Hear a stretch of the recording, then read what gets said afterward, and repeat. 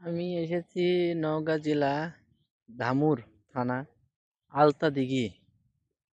এই দিঘিটা অনেক বড়, বিশাল বড়। এই দিঘি এক কিলোমিটার পরেই আপনার ইন্ডিয়া বর্ডার।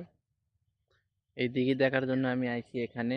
এই সাইডে দেখতে পাচ্ছেন বন, বনের ভিতর দিয়ে আসা লাগে এই দিঘি দেখার জন্য। বিশাল বড় এক বন। এটা নওগাঁ জেলার ভিতরে। দিঘিটা বিশাল বড়, চলে গেছে। আর দিঘিটা অনেক সুন্দর করে এনারা মেরামত করছে দেখার জন্য। আপনারা দেখতে চাইলে আসতে পারেন এখানে। এটা বন বিভাগের আন্ডারে। দেখেন, ওই যে সিএনজি নিয়েছিলাম, সিএনজিটা দেখতে পাচ্ছেন আপনারা। ঝুম করব না।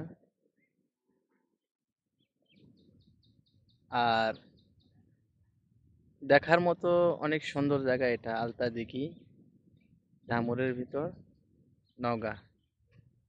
অনেক সুন্দর জায়গা এটা, আপনারা এখানে ভিজিট করতে পারেন। অনেক সুন্দর জায়গা।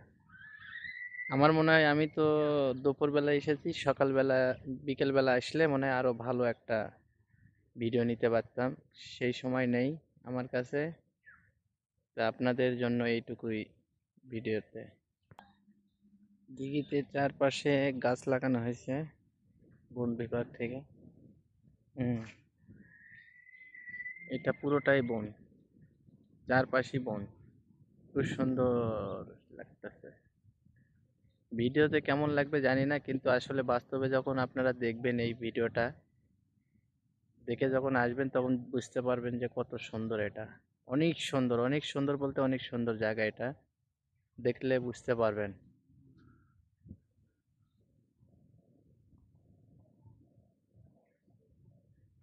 এই সাইটে আপনার অনেক হোটেল দোকানপাট আছে, পর্যটকদের মানে সে খাওয়া দাওয়ার ব্যবস্থা আছে। হ্যাঁ, সব কিছু আছে এখানে। কয়েকটা দোকান, হোটেল আছে দেখলাম। আপনারা আসলে এখানে খাওয়া দাওয়ারও, আপনারা এখানে এসেও খাওয়া দাওয়ার ব্যবস্থা করে রাখছে। আপনারা নিজ নিজ দায়িত্বে যেটা ভালো লাগে সেটা খেয়ে নেবে টাকা দিয়ে। এখানে মনে হয় কাজ চলতেছে ভিতরে, যেহেতু খোলা দেখতেছি। মাটি কাটতে, এটা মনে হয় রাস্তা বানাবে দিঘির উপর চড়ার জন্য বা কোনো একটা কিছু করার জন্য রাস্তা। আমি এখন নিচে যাব, দিঘির নিচে যাচ্ছি।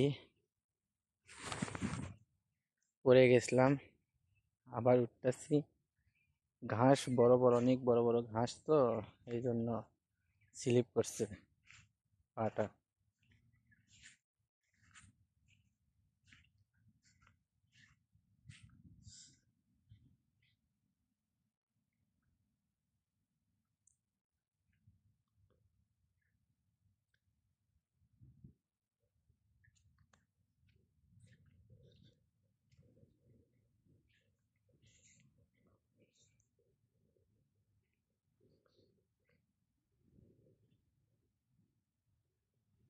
অনেক বড় দিঘি, অনেক বড়, অনেক বড় দিঘি এটা। দিঘিতে মাছ আছে কিনা জানি না, কিন্তু দিঘিতে পানি দেওয়া হচ্ছে ওখান থেকে। এই যে পানির করতেছে, দেখতেছেন আপনারা, পাইপ দিয়ে। আমার মনে হয় প্রতিদিন পানি এখানে, যেহেতু এখন বর্ষাকাল না, শীতকাল, এখন পানি ভরা লাগবে। এটা সেই দিঘি।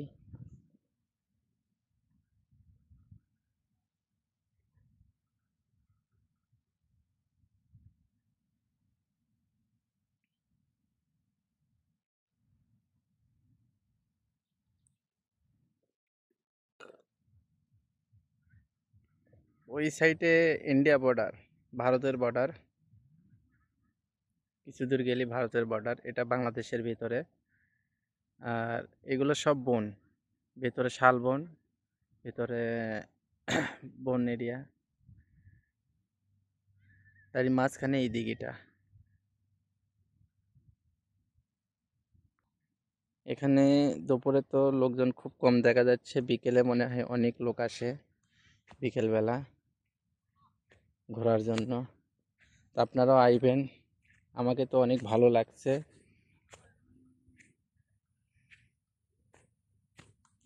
আমি এই দিঘি দেখার জন্য বগুড়া থেকে এসেছি।